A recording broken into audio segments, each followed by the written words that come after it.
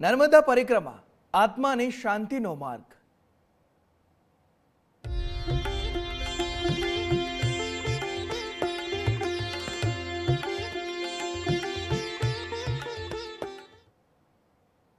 દુનિયામાં માત્ર નર્મદા જ એક એવી પવિત્ર નદી છે જેની પરિક્રમાનું શાસ્ત્રોમાં અનેરું મહત્વ છે।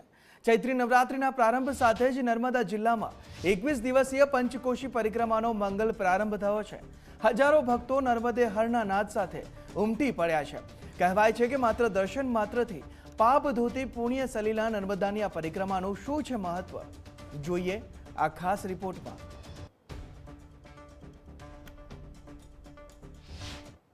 નર્મદે સર્વદે માં નર્મદાના દર્શનથી જ પવિત્ર થવાય એવી લોકોમાં આસ્થા છે।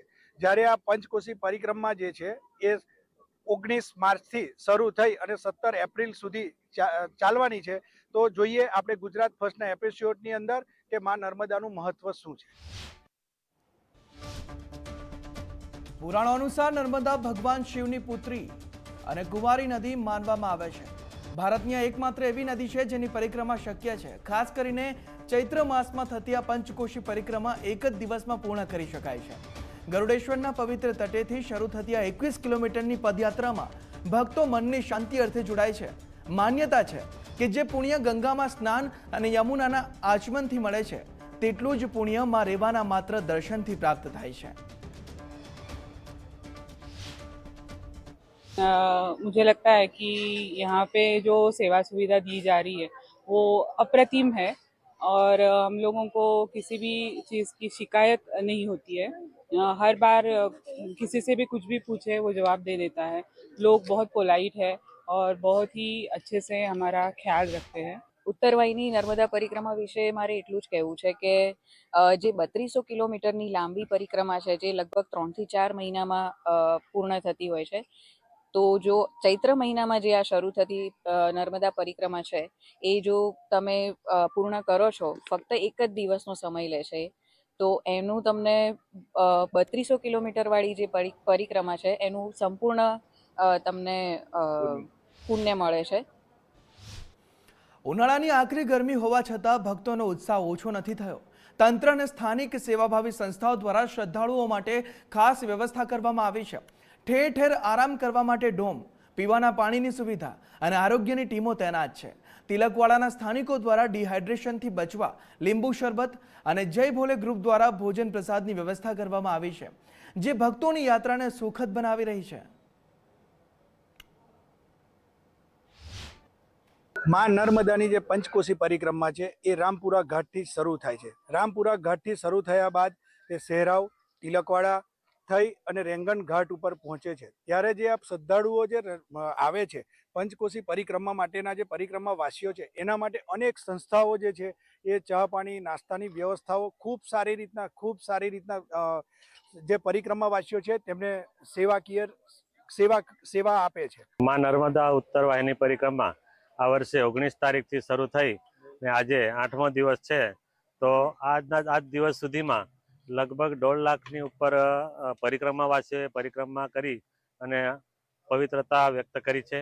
અમારો જે આ જય ભોલે ગ્રુપનો જે ભંડારો છે એ ભંડારાની અંદર વાત કરીએ તો ચોખા, દાળ, ખાંડ, તેલ બધી વસ્તુઓ વપરાય છે, જેમાં ચોખા લગભગ 200-300 કિલોની ઉપર ચોખા વપરાઈ ગયા છે અત્યાર સુધીમાં। ઉત્તરવાહિની નર્મદા પરિક્રમાનો જે સમગ્ર રૂટ છે ત્યાં આરોગ્ય વિભાગ દ્વારા કુલ 8 લોકેશન ઉપર 24/7 ઇમરજન્સી અને રૂટીન મેડિકલ સેવાઓની વ્યવસ્થા કરવામાં આવેલ છે। દરેક જગ્યાએ મેડિકલ ઓફિસર, નર્સિસ અને પેરામેડિક સાથે એમ્બ્યુલન્સ અને 108ની તમામ વ્યવસ્થા સાથે અમે આ વ્યવસ્થાઓ ઊભી કરેલી છે। હાલ પણ દિવસ રાત ચાલુ છે। સ્કંદ પુરાણ મુજબ આ પરિક્રમાનો પ્રારંભ સૌપ્રથમ માર્કંડેય ઋષિએ કર્યો હતો। ભક્તોનું માનવું છે કે આ પરિક્રમા કરવાથી 21 જન્મોના પાપ બળીને ભસ્મ થાય છે અને મોક્ષની પ્રાપ્તિ થાય છે। ગુજરાત, મહારાષ્ટ્ર અને મધ્યપ્રદેશથી આવતા શ્રદ્ધાળુઓ સફેદ અને ભગવા વસ્ત્રોમાં સજ્જ થઈ નર્મદે હરના નારા લગાવતા આ પથ કાપે છે। અનેક ભક્તો પોતાની માનતા પૂરી કરવા માટે પણ આ કઠિન પદયાત્રા શ્રદ્ધાપૂર્વક કરે છે। शिव जी की ये पुत्री है माँ नर्मदा एक कुमारिका है और ये नर्मदा तट पे उनकी पूजा करते हैं, कुमारिका पूजन जिसे कहते हैं। और शिव जी के पसीने से पसीना जो गिर गया था उससे ये निर्माण हुई है। और गए 12 साल से मैं ये उत्तरवाहिनी परिक्रमा कर रहा हूँ। આ પરિક્રમાનો રૂટ પણ ભૌગોલિક દ્રષ્ટિએ રોચક છે. રામપુરા ગામથી શરૂ થઈ શહેરાવ સુધી 7 કિલોમીટર ચાલ્યા બાદ નર્મદા નદી પરના કામચલાઉ પુલ દ્વારા તિલકવાડા જવાય છે. ત્યાંથી 11 કિલોમીટરનું અંતર કાપી રેંગલ ઘાટ પહોંચી ભક્તો હોડી દ્વારા ફરી નદી પાર કરીને રામપુરા પહોંચે છે.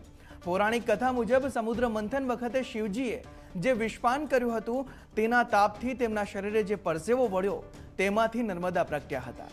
ચૈત્ર માસમાં આ નાની પરિક્રમા કરવાથી 3750 કિલોમીટરની લાંબી પરિક્રમાનું પુણ્ય મળે તેવી લોકવાયકા છે. હું વડોદરાથી આવું છું અને આજે રામનવમીના અવસરે અમે આજે પંચકોશી નર્મદાની જે પરિક્રમા છે એ કરવા માટે આવ્યા છીએ અને અમે છેલ્લા સતત 5 વર્ષથી અહીંયા પરિક્રમા કરીએ છીએ અને અમે જ્યારે પણ અહીંયા પરિક્રમા કરવા આવીએ છીએ ત્યારે એક શરીરમાં એક નવો શક્તિનો સંચાર થાય છે. જાણે નર્મદા મૈયા અમને આશીર્વાદ આપવા માટે દર વર્ષે અમને અહીંયા બોલાવે છે.